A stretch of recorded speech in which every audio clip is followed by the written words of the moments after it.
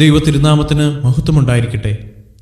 പുതിയൊരു പ്രഭാതത്തിൽ തൃപ്പാദം എന്ന പ്രതിദിന പരിപാടിയിലേക്ക് എല്ലാ മാന്യ ശ്രോതാക്കൾക്കും സ്വാഗതം.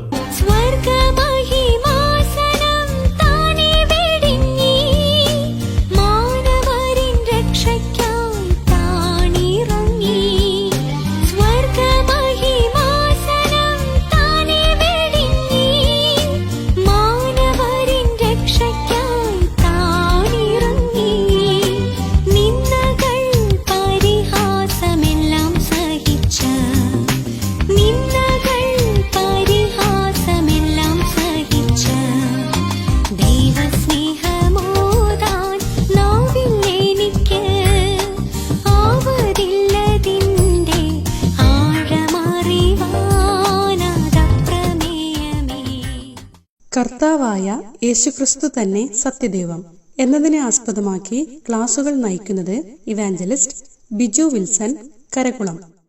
തൃപ്പാദം എന്ന ഈ ശുശ്രൂഷയിൽ കൂടി എന്നെ ശ്രദ്ധിക്കുന്ന എല്ലാ പ്രിയപ്പെട്ടവർക്കും പ്രഭാതവന്ദനം.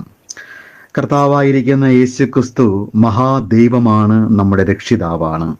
അവിടുന്ന് ലോകത്തുള്ള സകല മനുഷ്യർക്കും നൽകുന്നതായിരിക്കുന്ന ആശ്വാസത്തെക്കുറിച്ചും സമാധാനത്തെക്കുറിച്ചും ജീവനെക്കുറിച്ചുമുള്ളതായിരിക്കുന്ന വചനഭാഗങ്ങളാണ് കഴിഞ്ഞ ദിവസങ്ങളിൽ നമുക്ക് പഠിക്കാനായിട്ടിടയായത്. ഇന്ന് പകൽക്കാലം ലോകത്തുള്ള സകല മനുഷ്യർക്കും ദൈവം എന്ന നിലയിൽ അവിടുന്ന് നൽകുന്നതായിരിക്കുന്ന രണ്ട് വിഷയങ്ങൾ പഠിക്കാനായിട്ട് നാം ഒരുങ്ങുന്നു. ദൈവമാകുന്ന കർത്താവ് ലോകത്തുള്ള സകല മനുഷ്യർക്കും നൽകുന്ന ഒന്നാമത്തെ കാര്യം സ്നേഹമാണ്. രണ്ടാമത്തെ കാര്യം സന്തോഷമാണ്. നമ്മുടെ കർത്താവായിരിക്കുന്ന യേശുക്രിസ്തു ഈ ലോകത്തിലായിരുന്ന സമയത്ത് അവിടുന്ന് സമ്പൂർണ്ണ ദൈവവും മനുഷ്യനുമായിരുന്നു. കർത്താവായ യേശുക്രിസ്തു കരഞ്ഞു എന്ന് തിരുവചനത്തിൽ 4 കൂടുതൽ ഭാഗങ്ങളിൽ വ്യക്തമായിട്ട് രേഖപ്പെടുത്തിയിട്ടുണ്ട്. എന്നാൽ കർത്താവായ യേശുക്രിസ്തു ചിരിച്ചു എന്ന ഒരു വാക്ക് തിരുവചനത്തിൽ കാണുവാൻ തക്കവണ്ണം കഴിയുന്നതല്ല. മലയാള ബൈബിളിൽ അങ്ങനെയുള്ളതായിരിക്കുന്ന പ്രയോഗം കാണുവാൻ തക്കവണ്ണം കഴിയുന്നതല്ല. എന്നാൽ കർത്താവായ യേശുക്രിസ്തു ചിരിച്ചു എന്ന് എഴുതി കഴിഞ്ഞാൽ ചിലപ്പോൾ 4 സുവിശേഷങ്ങളിലും ഒരുപാട് തവണ ആവർത്തിച്ച് അവിടുന്ന് ചിരിച്ചു എന്ന് എഴുതേണ്ടതായിട്ട് വരും. കാരണം അവിടുന്ന് സ്നേഹസ്വരൂപനാകുന്ന ദൈവമാണ്. അവിടുത്തെ മുഖത്തിൽ എപ്പോഴും ചിരിയും സന്തോഷവും നിറഞ്ഞു നിൽക്കുകയാണ്. അതുകൊണ്ടായിരിക്കാം പരിശുദ്ധാത്മാവ് ആ രീതിയിൽ ഒരിക്കലും എഴുതാനായിട്ട് ദൈവദാസന്മാരെ, എഴുത്തുകാരെ പ്രേരിപ്പിക്കാത്തത്. എന്നാൽ ന്യായമായിട്ടും ഓരോ ദൈവ പൈതലും കർത്താവായ യേശുക്രിസ്തുവിനെ കാണുമ്പോൾ അവിടുന്ന് സ്നേഹസ്വരൂപനാണ്, സ്നേഹത്തിൻ്റെ മൂർത്തിയാണ് അവിടുന്ന്. കൊലോസ്യർ 1:13 സ്നേഹസ്വരൂപനാകുന്ന കർത്താവ് നമ്മോട് പറയുന്നു, എൻ്റെ സ്നേഹത്തിൽ നിങ്ങൾ വസിക്കണം, എൻ്റെ സ്നേഹത്തിൽ നിങ്ങൾ വസിക്കണം. യോഹന്നാൻ 15:9-13 വരെയുള്ള വാക്യങ്ങൾ. എൻ്റെ സ്നേഹത്തിൽ നിങ്ങൾ വസിക്കണം, നിങ്ങൾ അന്യോന്യം സ്നേഹിക്കണം, നിന്നെപ്പോലെ തന്നെ നിന്റെ കൂട്ടുകാരനെ, അയൽപക്കക്കാരനെ നീ സ്നേഹിക്കണം. ഇങ്ങനെയുള്ള മനോഹരമായ മഹത്തായിരിക്കുന്ന വചനങ്ങൾ പറഞ്ഞ ദൈവമാകുന്ന കർത്താവ് അവിടുന്ന് നമ്മെ സ്നേഹം എന്ത് എന്ന് പഠിപ്പിച്ചവനാണ്. ദൈവം സ്നേഹം തന്നെ എന്ന് തിരുവെഴുത്ത് പറയുന്നു.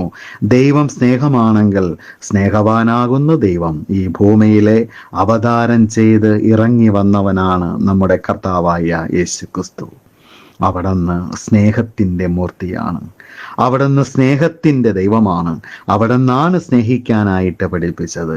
കർത്താവായിരിക്കുന്ന യേശുക്രിസ്തുവിൻ്റെ കാലഘട്ടം വരെ, അഥവാ ക്രിസ്തുവിന് മുമ്പുള്ള കാലഘട്ടം വരെ മനുഷ്യൻ അടിമത്വത്തിൽ മുങ്ങിപ്പോയി. മനുഷ്യനെ മനുഷ്യനായി കാണുവാൻ തക്കവണ്ണം, ബഹുമാനിക്കുവാൻ തക്കവണ്ണം കഴിയാത്ത നിലയിലെ മനുഷ്യര് വല്ലാത്ത ഒരു ചിന്താഗതിയിലായിരുന്നു. അവിടെ നിന്ന് മാറി മാനവികത എന്ന ആശയത്തിലേക്ക് മനുഷ്യൻ വന്നു. അഥവാ മനുഷ്യനെ മനുഷ്യനായി കാണുവാനും അംഗീകരിക്കുവാനും ബഹുമാനിക്കുവാനും ആദരിക്കുവാനും സ്നേഹിക്കാനുമുള്ള പാഠങ്ങൾ ഈ ലോകത്തിന് കാണിച്ചു കൊടുത്ത മഹത് ഗുരു കർത്താവായിരിക്കുന്ന യേശുക്രിസ്തുവാണ്. ആ ഗുരുവാണ് ഈ ലോകത്ത് ബാധിച്ചതായിരിക്കുന്ന അന്ധകാരത്തെ പൂർണ്ണമായിട്ട് തുടച്ചു നീക്കിയ വ്യക്തിത്വം. അവിടുന്ന് സ്നേഹം നൽകുന്നു. രണ്ടാമതായി അവിടുന്ന് സന്തോഷം നൽകുന്നു. യോഹന്നാന്റെ സുവിശേഷം 15-ാം അധ്യായത്തിന്റെ 11-ാം വാക്യത്തിൽ, എൻ്റെ സന്തോഷം നിങ്ങളിൽ ഇരിപ്പാൻ, നിങ്ങളുടെ സന്തോഷം പൂർണ്ണമാകുവാൻ ഞാനിത് നിങ്ങളോട് കൽപ്പിക്കുന്നു, നിങ്ങളത് അനുസരിക്കണം എന്നാണ് കർത്താവ് പറഞ്ഞത്. യോഹന്നാന്റെ സുവിശേഷം 16-ാം അധ്യായത്തിന്റെ 20-ാമത്തെ വാക്യത്തിൽ, നിങ്ങളുടെ ദുഃഖം സന്തോഷമായി തീരും എന്ന് കർത്താവ് പറയുകയാണ്.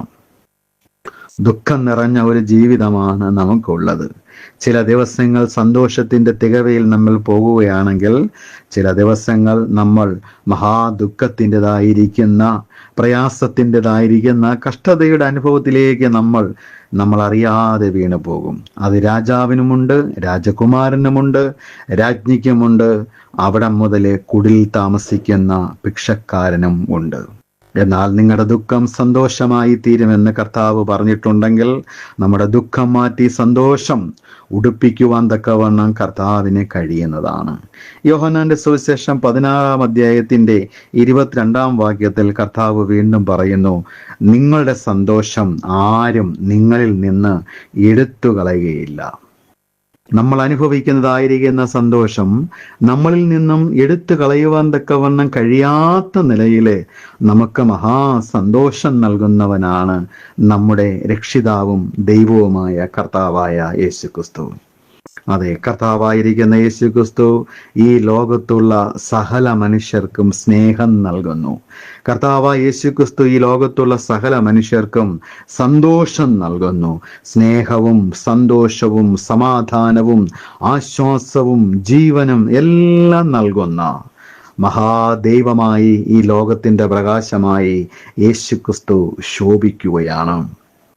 ഈ പ്രഭാതത്തിൽ സ്നേഹം തേടി അലയുന്നവരെ കർത്താവായ യേശുക്രിസ്തു എന്ന സ്നേഹസ്വരൂപന്റെ അടുക്കിലേക്ക് കടന്നു വരൂ. ദൈവം സ്നേഹം തന്നെ.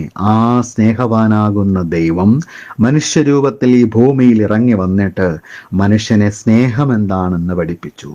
സഹോദരന്മാർക്ക് വേണ്ടി, സ്നേഹിതന്മാർക്ക് വേണ്ടി തൻ്റെ ജീവനെ കൊടുക്കുന്നതിലും അധികമായി സ്നേഹമില്ല എന്ന് അവിടെന്ന് പറഞ്ഞു. മാത്രമല്ല, പഠിപ്പിച്ചതുപോലെ നമ്മളാകുന്ന സഹോദരന്മാർക്ക് വേണ്ടി, നമ്മളാകുന്ന മനുഷ്യർക്ക് വേണ്ടി, നമ്മളാകുന്ന സ്നേഹിതന്മാർക്ക് വേണ്ടി തൻ്റെ സ്നേഹം പകർന്നു, തൻ്റെ ജീവൻ തന്നെ നമുക്ക് വേണ്ടി തന്നു. ആ സ്നേഹം യഥാർത്ഥമായി എന്താണെന്ന് നമുക്ക് ക്രൂശിൽ കൂടി രുചിച്ചറിയുവാൻ തക്കവണ്ണം ഇടയായി. ഈ പ്രഭാതത്തിൽ ദൈവസ്നേഹം എന്താണെന്ന് മനസ്സിലാക്കി ദൈവസ്നേഹത്തിന്റെ നിറവിൽ ജീവിക്കുന്നതായിരിക്കുന്ന ഒരു വ്യക്തിയാണ് ഞാൻ. അതുകൊണ്ടാണ് ഈ സ്നേഹത്തെക്കുറിച്ച് നിങ്ങളോട് പറയുവാൻ തക്കവണ്ണം എനിക്ക് ഈ പ്രഭാതത്തിൽ ഇടയാകുന്നത്. മാത്രമല്ല, ഒരു കാലത്ത് പാപഭാരം കൊണ്ട് ദുഃഖിച്ചതായിരിക്കുന്ന എനിക്ക് നിങ്ങളുടെ ദുഃഖം സന്തോഷമായി തീരുമെന്നുള്ളതായിരിക്കുന്ന കർത്താവിൻ്റെ വചനപ്രകാരം, നിങ്ങളുടെ സന്തോഷം ആരും നിങ്ങളിൽ നിന്ന് എടുക്കുകയില്ല എന്ന വചനപ്രകാരം ഇന്ന് സന്തോഷത്തിൻ്റെതായിരിക്കുന്ന തികവ് എൻ്റെ ഹൃദയത്തിൽ ഞാൻ അനുഭവിക്കുന്നു. ജീവിതഭാരത്തിൽ കൂടി മുന്നോട്ട് പോകുമ്പോൾ രോഗത്തിൻ്റെതായിരിക്കുന്ന വേദനകൾ അലട്ടുന്ന സമയങ്ങൾ ഉണ്ട്. എല്ലാവർക്കും ഒരുപോലെ അതുണ്ടാകും. കടഭാരം നിമിത്തമുള്ളതായിരിക്കുന്ന ബുദ്ധിമുട്ടുകളും കഷ്ടങ്ങളും അനുഭവിക്കേണ്ടതായിട്ട് വരും.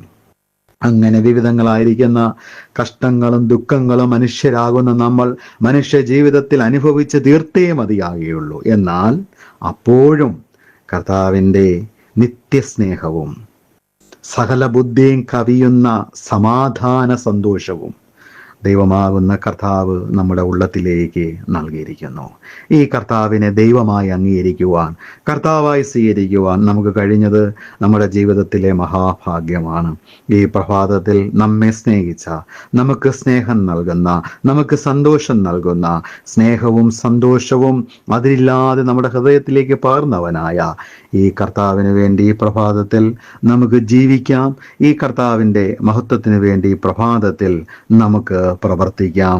എൻ്റെ വാക്കുകൾ ശ്രദ്ധിച്ച എല്ലാ മാതാപിതാക്കളെയും, കുഞ്ഞുങ്ങളെയും, സഹോദരീ സഹോദരന്മാരെയും ദൈവമാകുന്ന കർത്താവ് തികഞ്ഞ സന്തോഷവും സമാധാനവും സ്നേഹവും നൽകി ഈ പ്രഭാതത്തിൽ അനുഗ്രഹിക്കട്ടെ. അവിടുത്തെ പരിശുദ്ധമായ നാമം വാഴ്ത്തപ്പെടുമാറാകട്ടെ. ആമേൻ.